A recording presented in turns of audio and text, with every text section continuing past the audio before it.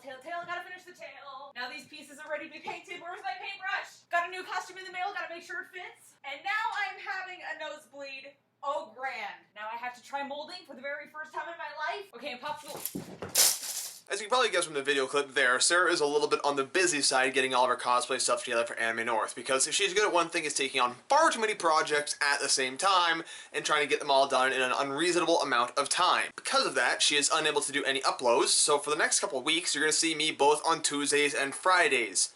Ideally. Anyone who's been on this channel for more than a year knows that I am the last person who's good at keeping on top of due dates and stuff like that, so I'm going to try my best to turn over a new leaf, or something like that. So unfortunately today, I don't really have a a definitive script to work off of today. I have a whole bunch of different thoughts that are just kind of floating around in my head, and unfortunately none of them are terribly in-depth or well-researched enough to put into a full video format. I might revisit some of them, but in the meantime, I'm just going to kind of throttle off a couple things and see what you guys are thinking. Also, there is going to be a little survey thing if I can get the cards to work right, because cards are a new thing for YouTube. Most YouTubers have been using them for months now, but I haven't, so I'm going to be experimenting with them and seeing if they work or not. So one of the things I have rooting around in my head right now is the difference between seeing someone on their phone in public and seeing someone on a Nintendo 3DS or on a PS Vita or similar in public. If you see someone on their phone, you can imagine they're doing any number of different things, and it's a fairly normal thing to see.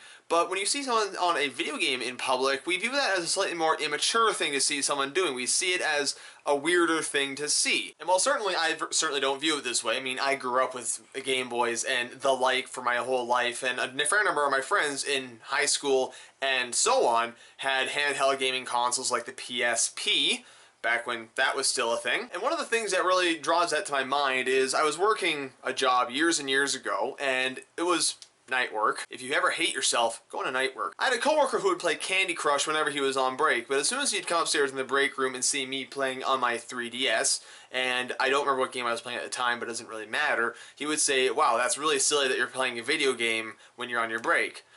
You're playing an app. Isn't that the same thing," sort of thing? Now I had to break this down a little bit. For a lot of the older generations, seeing kids on video games, on handheld video games, is viewed as a largely immature activity. Video games and handheld consoles really started picking up in the 90s, especially with handheld consoles being so portable. One of the easiest ways to get your kids to shut up during a long drive was to give them a Game Boy. Of course, those kids who were given those Game Boys grew up with them, so seeing them in the current time, I guess, with these video game handheld consoles, it's still viewed as largely immature. Why are you not having a conversation with somebody? Or why are you not reading something instead of playing a video game? I remember reading an article somewhere, and again, if I had a full video's worth of stuff for this, I'd have better references, but most people who are on their phone generally kind of tune their brains out and mindlessly scroll through social media apps and platforms like that. Video games require a little bit more focus, but at the same time, you can see where a lot of the contextual similarities are,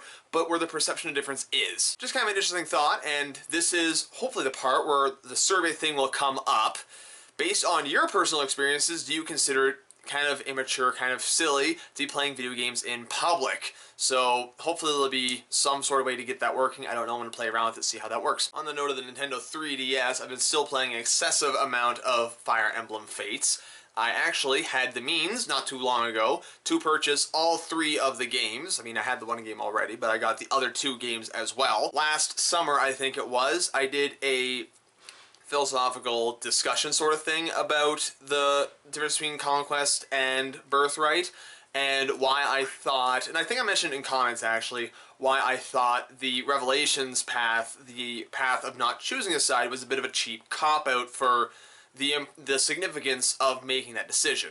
So as soon as I actually managed to beat the game, because these games are challenging and I'm not very good at strategy games, so it takes me a while. There you go. I will have a more in-depth analysis on that as well. Again, just something else floating around in the head. So next topic, I've recently left my full-time work to pursue more personal projects and try to start doing some of the stuff I actually want to be doing, one of which is starting to get back on top of updating this channel on a regular basis. But I've been finding it very daunting, very stressful to try to give up on a traditional line of work that most of us are accustomed to experiencing or seeing.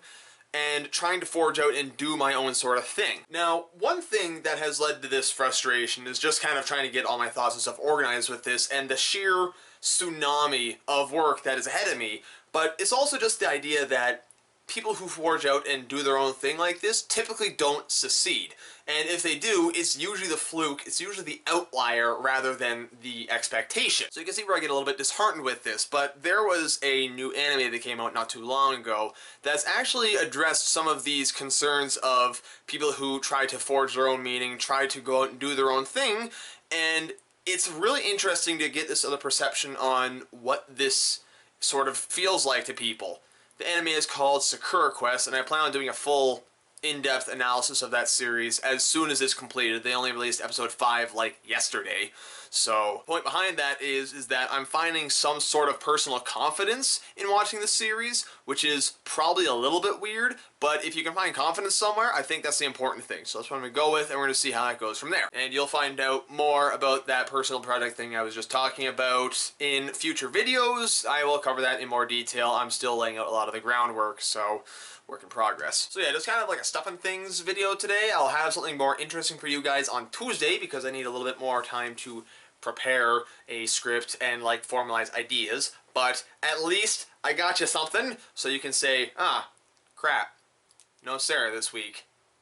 So until the next video, be sure to check on Tuesdays when I upload, Fridays when I again upload. For the foreseeable future, we're going to have some announcements about Anime North, some things you can expect from us for that weekend, because that's coming up in a few weeks, shockingly enough. Until the next video, TTFN, ta-ta for now.